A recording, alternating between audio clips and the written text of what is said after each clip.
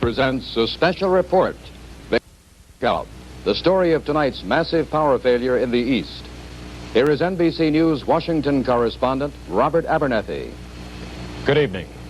The northeastern United States tonight suffered its worst electric power failure in history.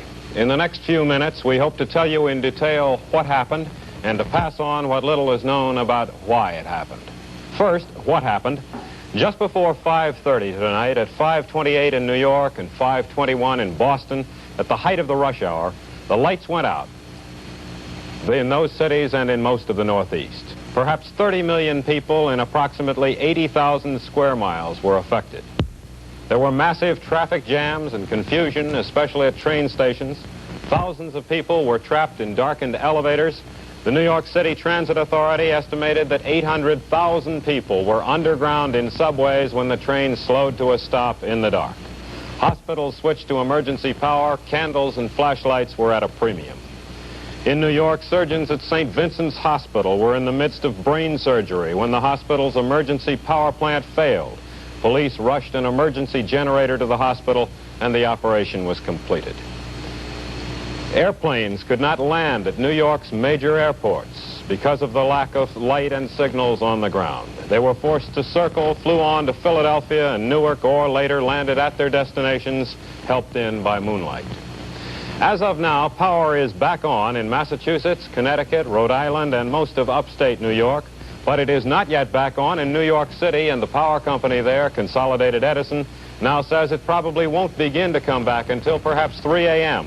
And even then, there's doubt about whether capacity can be built up enough to handle the big early morning load.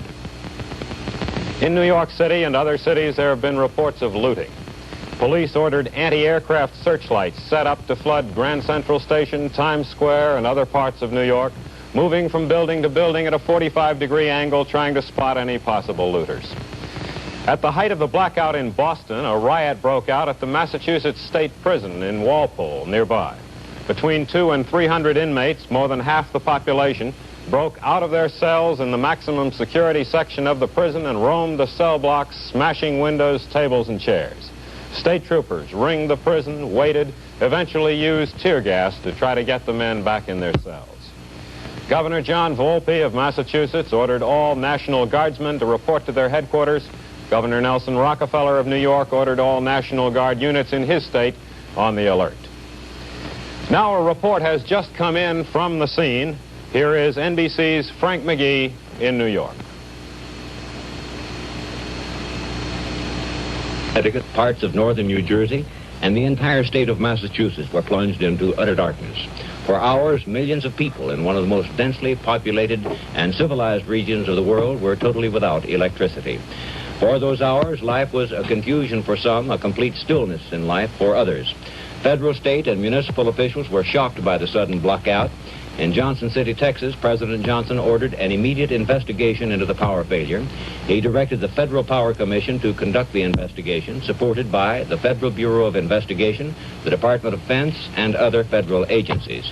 One major significance is that the power failure may indicate that the nation's power supplies may be extremely vulnerable to nuclear attack.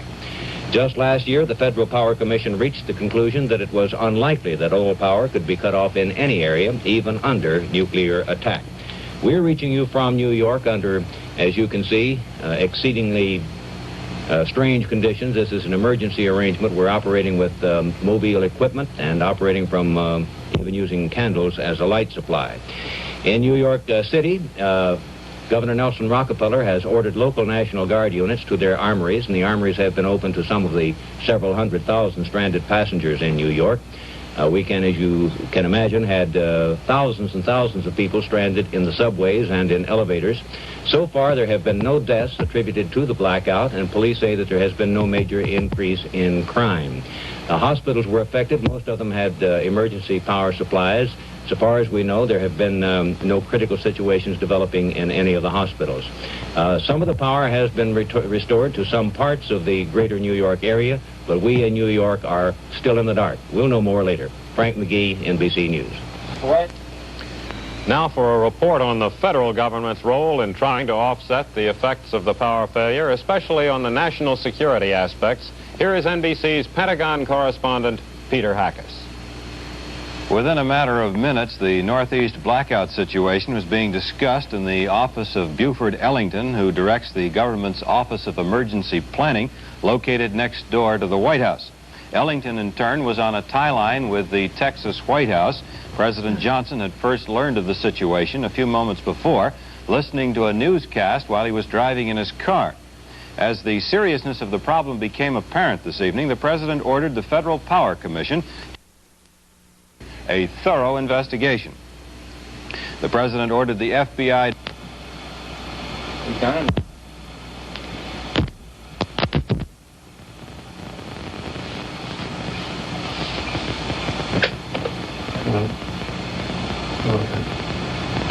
We're not talking. Yeah. Go. If some of this, or even all of it, appears a bit ragged to you, I'm sure you'll understand. We here in New York are operating under extremely difficult conditions, even primitive conditions. We're using candles for part of our lighting system, and we have a tiny little camera here that's not normally pressed into service for situations like these. So we don't know what you've been told and what you haven't been told, so if we repeat part of it, we beg your indulgence. Here in New York, many of the restaurants and nightclubs were doing what is usually called a land office business, with thousands of commuters stranded in town and no better way to spend their time than to try to get something to eat and something to drink. Many of the bars earlier in the evening were said to be closing down. Whether this was a voluntary gesture or whether the police requested it, we do not yet know for sure. Thousands, literally thousands of people have been stranded in New York, and hotel rooms are at a premium. There has been a brisk business in the sale of candles and flashlights, and there have been reports that some stores have increased the price of candles while others have cut them. But New York is indeed in darkness tonight, and one of our reporters who was down on the street to see what New York really looks like after dark was Jim Hartz. Frank, I was in the Times Square area where the Broadway Theater District is, and the lights in that area have gone on and off with heartbreaking regularity for some time, but never have they been off completely as they were tonight. In the area, traffic is moving, or was earlier in the evening, moving with remarkable regularity. There were policemen stationed on every corner, and of course the street lights were out, and the policemen did their best, and they kept it moving pretty well. The buses, of course, were jammed, and the taxi cabs at that hour usually vanish, and there weren't very many of them tonight. A few of them, the ones that were operating, had their off-duty signs on, and they had to take quite a bit of abuse from their prospective passengers, and occasionally a policeman would stop the off-duty taxis and force them to take people. People were sharing taxis, and also some of the bolder souls, perhaps those with the longest walk home, stop private cars and ask for rides. It's quite a ways from Times Square to the Bronx or Queens or Brooklyn, and a few of the drivers of private cars were willing to help at least a few people. On Fifth Avenue, it was a little bit different story. Traffic there was hopelessly jammed. It took you about a half an hour to move 4 or 5 blocks. The famous shops along Fifth Avenue were all closed. St. Patrick's was dark. There was one stirring sight. It was the Plaza Hotel, one of the stately old hotels in New York at 59th Street and Fifth Avenue. In the dining room, they had tapered candles, and dining by candlelight, which has long been a romantic tradition all over the world, wasn't romantic tonight. It was simply a necessity.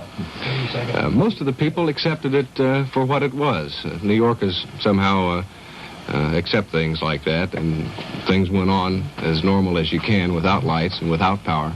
I heard 2 charming little ladies talking on 6th Avenue. I only heard a snatch of the conversation.